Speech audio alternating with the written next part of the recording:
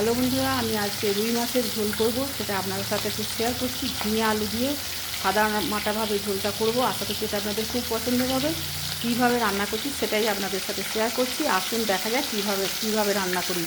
তো আমি এখানে দু পিস রুই মাছ নুন হলুদ ধুয়ে নিয়ে নুন হলুদ মাখিয়ে এই যে কড়াই দিয়ে দিয়েছি মাছ দুটো।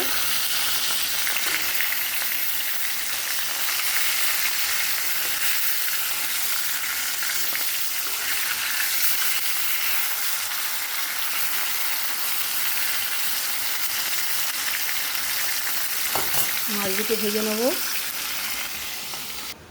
মাছটা ভেজে তুলে নিয়েছি। ওই মাছ ভাজার তেলেই 5 ফোড়ন দিয়ে দিলাম।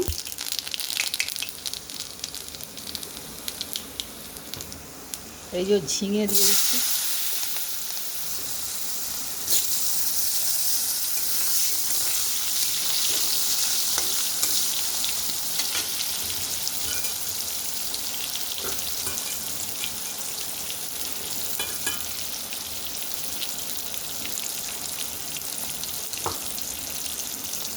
আর আলুও দিয়ে দিচ্ছি।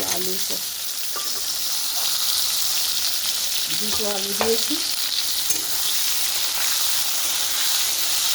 এটা ভেজে নেবো ভালো করে। ঝিঙে আলুটা ভাজা হয়ে গেছে। এবার ওই যে স্বাদ মতো লবণ দিয়ে দিচ্ছি। আর এখানে ঝাল লঙ্কার গুঁড়ো, হলুদ গুঁড়ো আর সামান্য একটু গরম মশলার গুঁড়ো দিয়েছি। এটা আপনাদের পছন্দ না হলে না দেবেন, নাও দিতে পারেন।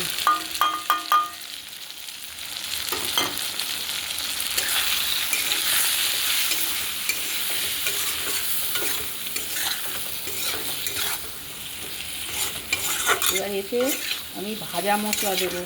এইটা দিয়ে এবারে জল দিয়ে দেবো, সেদ্ধ হতে দেবো।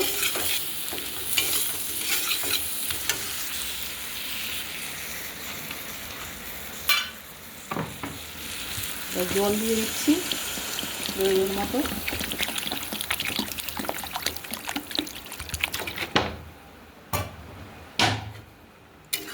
ঝোল ঝোল হবে একটু।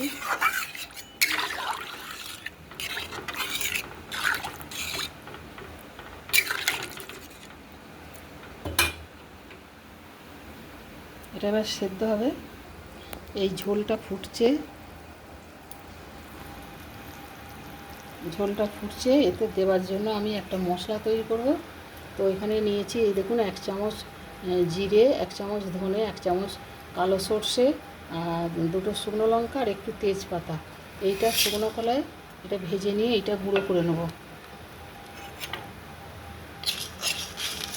এই মশলাটা আমি ঝোলেতে দেব।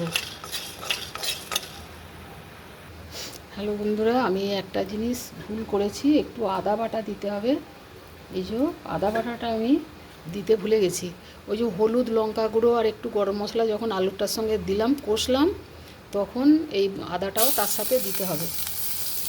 তো আমি আদাটা দিতে ভুলে গেছি, তাই একটু তেলের ওপরে একটু ভেজে ওটা দিয়ে দিচ্ছি ঝোলের মধ্যে।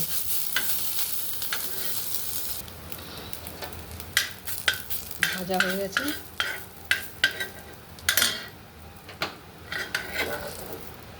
আদাটা এবার যে ঝোলের মধ্যে দিচ্ছি। এটা হলুদ লঙ্কা গুঁড়ো দেওয়ার সময় এটাও দিয়ে দেবেন। আমি একটু ভুলে গেছিলাম বন্ধুরা, ওর জন্য এখন দিয়ে দিই। আলুগুলো সেদ্ধ হয়ে গেছে। এবারে মাছগুলো দিয়ে দিচ্ছি। মশলাটা, এই যে ভাজা মশলা ঠান্ডা হয়ে গেছে, গুঁড়ো করে আনবো। তো এখন মাছটা এর মধ্যে দিয়ে দিই। মুড়োগুলোতে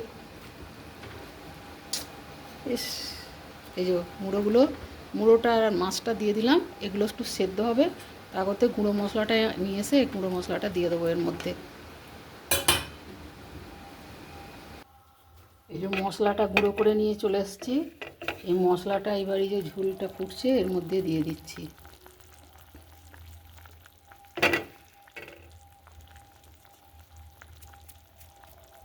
যে মশলাটা করেছিস সবটাই দিয়ে দিলাম।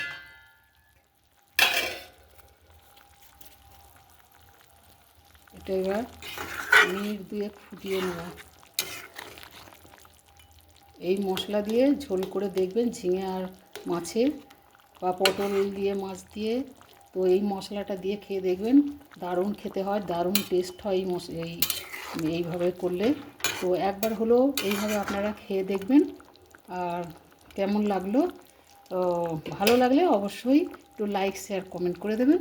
তো আজকের মতো তাহলে রাখছি বন্ধুরা, কেমন লাগলো অবশ্যই জানাবেন। আবার আসবো অন্য কোনো ভিডিও নিয়ে। আপনারা খুব ভালো থাকবেন, সুস্থ থাকবেন। আমার তৈরি হয়ে গেছে মাছের ঝোল, আর 2 মিনিট ফুটিয়ে এটা নামিয়ে নেবো। রাখছি আজকের মতো।